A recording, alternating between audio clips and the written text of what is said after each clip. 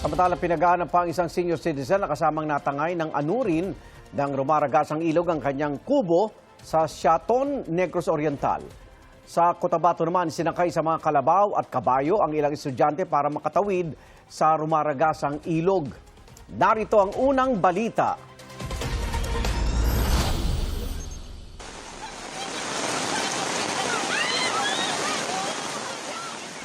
Sa gitna ng malakas na ulan at agos ng ilog, isa-isang isinakay sa kalabaw at kabayo ang mga estudyanteng yan para makatawid sa ilog sa Alamada, Cotabato. Ang ilan naman, binuhat at inalalaya na ang mga estudyante sa pagtawid. Ayon sa uploader ng video, walang tulay at ibang ruta kaya tumatawid sa ilog ang mga estudyante para makapasok sa eskwelahan. Hiling nila kung hindi malalagyan ng tulay, sana raw ay magkaroon na lang ng extension ng paaralan sa Barangay Polayagan. Naiparating na yan sa barangay at lokal na pamahalaan at aalamin daw nila ang sitwasyon sa lugar. Lampas tuhod na baha naman ang pumasok sa ilang bahay sa barangay Dagohoy, Talaingod, Davao del Norte. Ang mga residente, kanya-kanya ng salba ng kanilang mga gamit. Ayon sa mga residente, mabilis umapaw ang isang sapa roon, kaya sila binaha. Humupa rin naman yan pagdating ng gabi. Sa Davao Occidental, pero wisyo naman ang dulot ng pag-ulan sa evacuees na nananatili sa Barangay Nuing sa Jose Abad Santos. Pinasok na kasi ng tubig ang kanilang mga tent at nabasa ang kanilang mga gamit. Dahil dyan, nagsisiksika na sila sa iisang higaan para makatulog.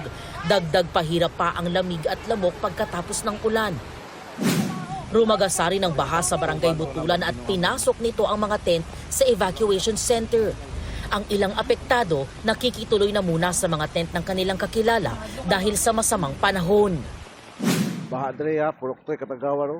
Dahil din sa malakas na pag-ulan, binaha ang paradahan na yan sa Barangay Katangawan sa General Santos City.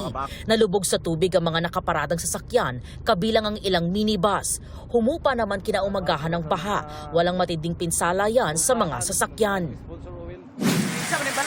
Hulikam ang pagtangay ng rumaragasang ilog sa kubo na yan sa Barangay Malo sa Siaton, Negros Oriental. Kasamang natangay ang isang lalaking senior citizen na nasa isang duyan sa loob ng kubo.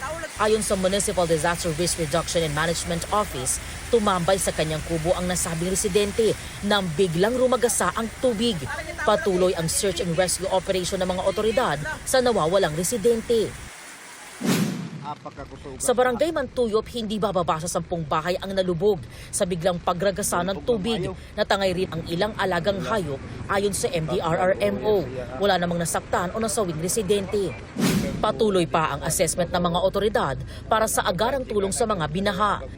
Nakaalerto na rin ang Department of Social Welfare and Development para magbigay ng tulong sa mga apektado ng pag-ulan sa Luzon at Visayas. Ayon sa Pag-asa, low pressure area at localized thunderstorms ang nagpaulan sa mga binanggit na lugar. Ito ang unang balita. EJ Gomez, GMA News.